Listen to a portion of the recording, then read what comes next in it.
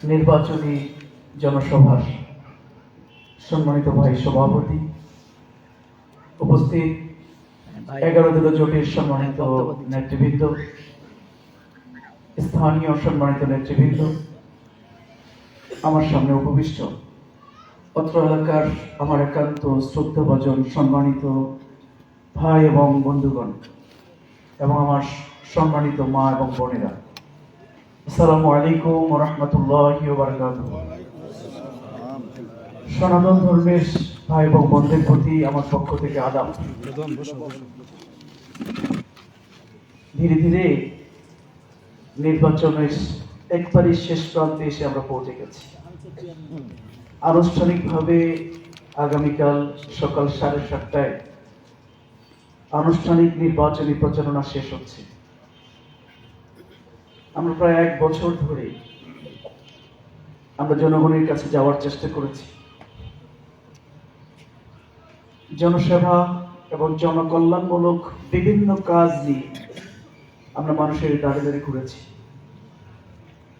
সর্বশেষ 22 জানুয়ারি থেকে আনুষ্ঠানিকভাবে নির্বাচনী প্রচারণা শুরু হয়েছে এবং সেই প্রচারণা আজকে থেকেই অর্থাৎ আগামীকাল সকাল 7:30 থেকে শেষ হতে যাচ্ছে।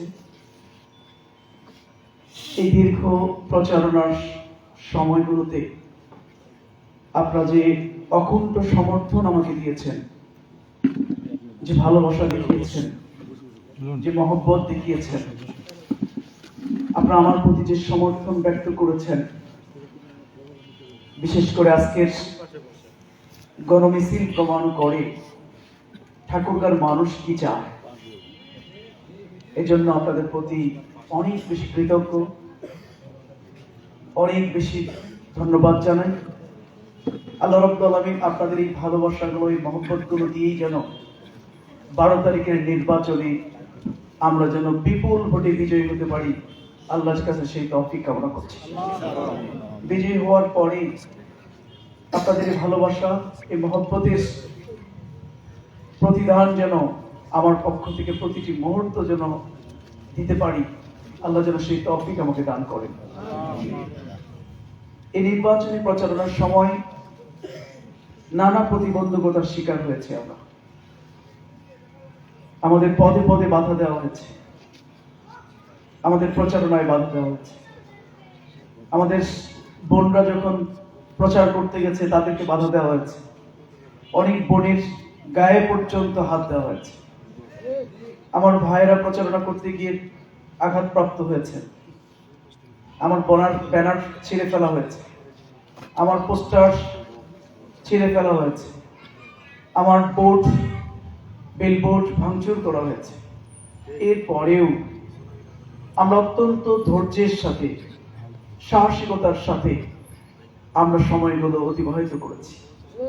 আমরা চেয়েছি একটা সুন্দর নির্বাচন, আমরা চেয়েছি একটা শান্তিপূর্ণ নির্বাচন। এই শান্তিপূর্ণ নির্বাচনের জন্যই আমাদের এই ধৈর্য ধারণ।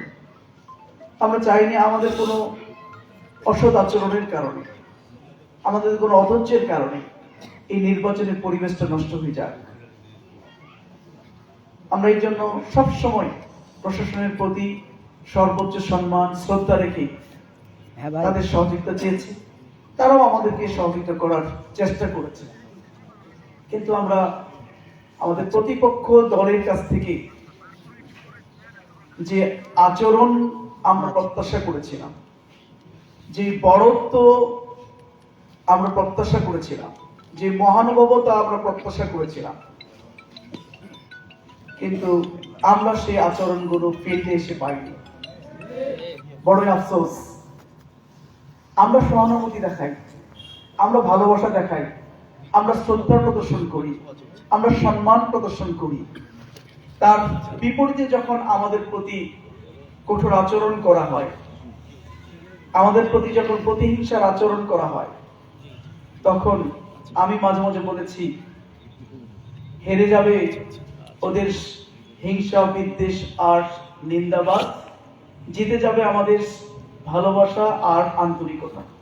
ইনশাআল্লাহ আগামী 12 তারিখ আমার দৃঢ় বিশ্বাস আমরা যে ভালোবাসা প্রদর্শন করেছি, আমরা যে ধৈর্য দেখিয়েছি, আমাদের এই ধৈর্য, আমাদের এই ভালোবাসা, আমাদের এই আন্তরিকতাই বিজয় হবে ইনশাআল্লাহ।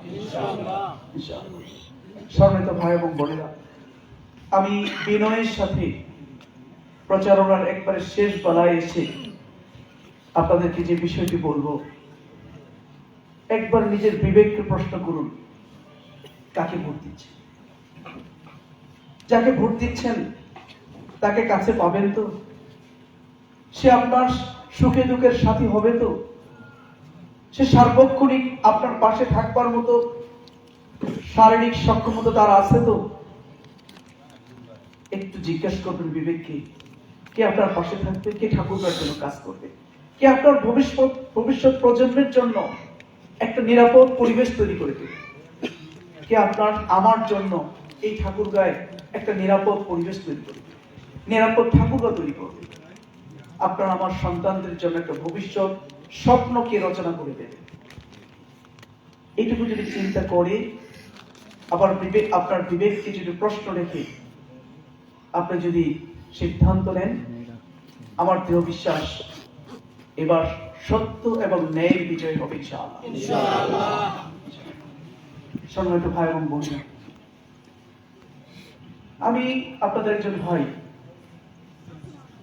দীর্ঘ একটা সময় গেছে আমার কারাগার,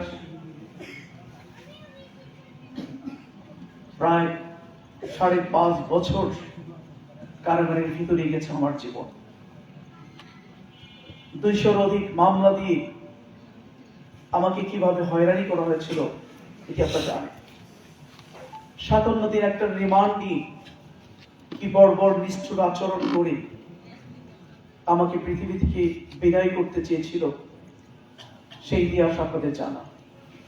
আপনারাই কেঁদেছেন আমার জন্য, আপনারাই দোয়া করেছেন আমার জন্য, আপনারাই রোজা রেখেছেন আমার জন্য, আপনারাই তাহাজ্জুদের নামাজে চোখ ভিজিয়েছেন, জায়নামাজ ভিজিয়েছেন আমার মুক্তির জন্য, আমার শারীরিক সুস্থতার জন্য।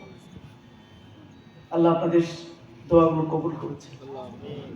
আল্লাহ আপনাদের চোখের পানি কবুল করে নিয়ে যে এই জায়গা থেকে কেউ কখনো ফিরে আসে না, সেখান থেকে আল্লাহ আমাকে ফিরিয়ে নিয়ে এসেছেন। আল্লাহ আমাকে শারীরিকভাবে সুস্থ করেছেন। আজকে আপনাদের সামনে দাঁড়িয়ে কথা বলবার মতো সুযোগ আল্লাহ আমাকে করে দিয়েছে। দোয়া করবেন বাকি জীবনটুকু যেন আল্লাহর গোলামের মধ্যে কাটাতে পারি। দোয়া করবেন বাকি জীবনটুকু যেন মানবতার কল্যাণ, মানুষের সেবা এবং মানবতার কল্যাণে আমি যেন কাজ করতে পারি। কুনতুম খায়রা উম্মাতিন উখরিজাত লিন-নাস, তোমরাই হলো সর্বোত্তম জাতি, তোমাদেরকে মানবতার কল্যাণের জন্য সৃষ্টি করা হয়েছে, মানুষের সেবার জন্য তোমাদেরকে দুনিয়ায় পাঠানো হয়েছে। আমি আমার ছাত্র জীবন থেকেই আল্লাহর এই নির্দেশ পালন করি। আমি বিভিন্ন জনকল্যাণমুখী কাজ করার চেষ্টা করেছি। আল্লাহ যদি আপনাদের ভোটে আমাকে যদি বিজয়ী করেন, তাহলে এই মানবতার সেবা, মানবতার কল্যাণ, সমাজ কল্যাণমূলক কাজগুলো করাটা আমার জন্য আরো সহজ হবে এবং ব্যাপক ভিত্তিক মানুষের সেবা করার একটা সুযোগ তৈরি হবে। আপনারা সেই সুযোগটি করে দেবেন ইনশাআল্লাহ। আল্লাহ আমাদেরকে সুযোগ করে দেবেন। সত্যি বিশ্বাস করুন, আপনারা আমাকে ভোট দিয়ে নির্বাচিত করবেন আর আমি বিলাসবহুল গাড়িতে উঠবো। আপনারা আমাকে ভোটে নির্বাচিত করবেন আর আমি বিলাসবহুল ফ্ল্যাটে উঠে আরাম আয়েশ করবো। এই জন্য আমি কখনোই এমপি হতে চাই না, আমি নির্বাচিত জনপ্রতিনিধি হতে চাই না। আমি জনপ্রতিনিধি হতে চাই আপনাদের জন্য কিছু করার জন্য। আমি সমাজ, রাষ্ট্রের মধ্যে যে মজলুম মানবতা, এই মজলুম মানবতার পক্ষে কাজ করতে চাই, ন্যায় বিচার প্রতিষ্ঠিত করার জন্য কাজ করতে চাই। মিথ্যা মামলা দিয়ে যাদেরকে হয়রানি করা হয়, আমি তাদের পাশে থাকতে চাই। চাঁদাবাজির শিকার হয়ে যারা আজকে ভীষণ কষ্টের মধ্যে পড়ে আছেন, তার হৃদয়ে, আপনার মনের ভিতরে অনেক ঝড়, বলতে পারেন না, আমি তাদের পক্ষে কথা বলতে চাই, তাদের জন্য আমি কাজ করতে চাই। এই জন্য সম্মানিত ভাই এবং বোনেরা, আমাকে একবার সুযোগ দেবেন, ইনশাআল্লাহ আমি কথা দিচ্ছি আমি আপনাদের স্বপ্নের ঠাকুরকে করে দেব। আমি আপনাদের সন্তানদের জন্য একটি স্বপ্ন রচনা করে দেবো এই ঠাকুরগায়। আমার নতুন প্রজন্ম বেড়ে উঠে দেখবে আমাদের বাপ দাদারা যে ঠাকুরগা পেয়েছিল, আমরা তার চেয়ে অনেক বেটার এক ঠাকুরগা পাচ্ছি। আমি এই ধরনের একটি সুন্দর ঠাকুরগা নির্মাণ করতে চাই। আল্লাহ যথেষ্ট শক্তি, সামর্থ্য, এনার্জি, কর্মদক্ষতা আল্লাহ আমাকে দিয়েছে। কারণ বয়সটাই আমাদের তরুণ এবং যুবক। এই যুবক বয়সটাকে আল্লাহ রাব্বুল আলামিন পছন্দ করেন। এই যুবক বয়সটাকে আমার রাসূল পছন্দ করতেন।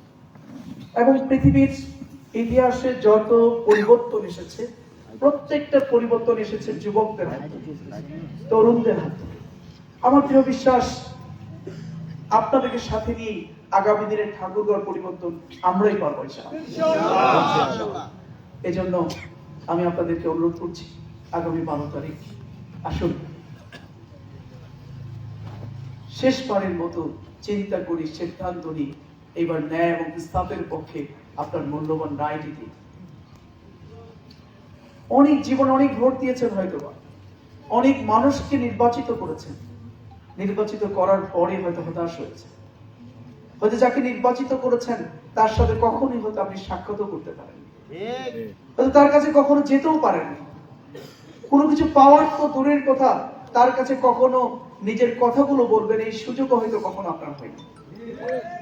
ইনশাআল্লাহ আপনার এই ভাই আপনাদের পাশেই থাকে।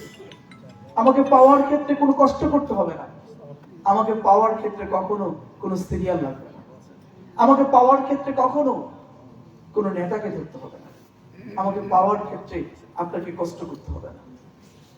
আমি মাঝে মাঝে আপনাদের মাঝে চলে আসবো, আমি আপনাদের মাঝে এসে আবার খোঁজ খবর নেব, আপনাদের কথাগুলো শুনবো, আর আপনারাও আমার কাছে আসবেন। খুব সহজেই ডিরেক্টলি আমার সাথে কথা বলতে পারবেন, আমার সাথে দেখা করতে পারবেন, আমার সাথে আপনাদের সুখ দুঃখের কথাগুলো বলতে পারবেন। এই নিশ্চয়তাটুকু আমি দিতে পারবো ইনশাআল্লাহ, আর কেউ পারবে কিনা আমি জানি না। আর আমার সঙ্গী সাথী যারা থাকবে, আমার ডান পাশে, বাম পাশে, সামনে, পিছনে যারা থাকবে, তাদেরকেও খুব ভালো করে চিনেন আপনারা। তারাও আমার মতোই ইনশাআল্লাহ, তারাও আপনাদের কথা শুনবে। তাদের দ্বারা কখনো আপনার অধিকার নষ্ট হবে এই ধরনের কোন মানুষকে নিয়ে আমি চলি না। আমিও কখনো মানুষের হক নষ্ট করি না, নষ্ট করতে দেই না। আমার সাথে যারা থাকবেন তারাও কখনো আপনাদের হক কখনো নষ্ট করবে না, আপনাদের হক আদায়ের জন্য তারা কাজ করবে ইনশাআল্লাহ। এই জন্য শুধু প্রার্থী নয়, প্রার্থীর পার্শ্ববর্তী মানুষগুলোকেও দেখবেন, বুঝবেন, চিনবেন এবং তাদেরকে দেখেও বুঝতে পারবেন। কারণ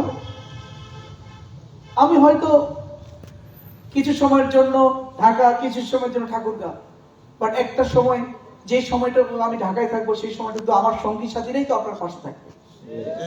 তারা যদি আপনাদের উপর জুলুম চালায়, নির্যাতন করে, আপনাদের হক মেরে খায়, তাহলে তো হলো না।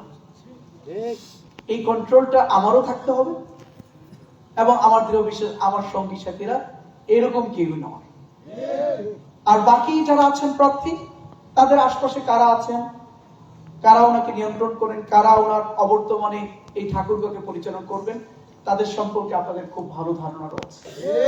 সুতরাং সবকিছু বিবেচনা করেই এবার আপনি সিদ্ধান্ত গ্রহণ করবেন, আপনার সিদ্ধান্তটা কোন দিকে যাবে।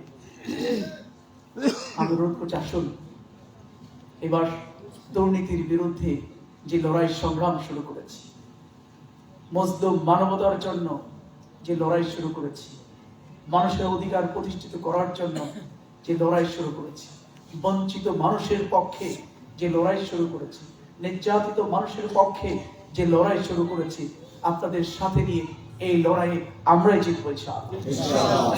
আসুন আমরা এই কটা দিন একদিকে আল্লাহর কাছে কাঁদবো, আরেকদিকে সাহসিকতার সাথে লড়াই চালিয়ে যাবো।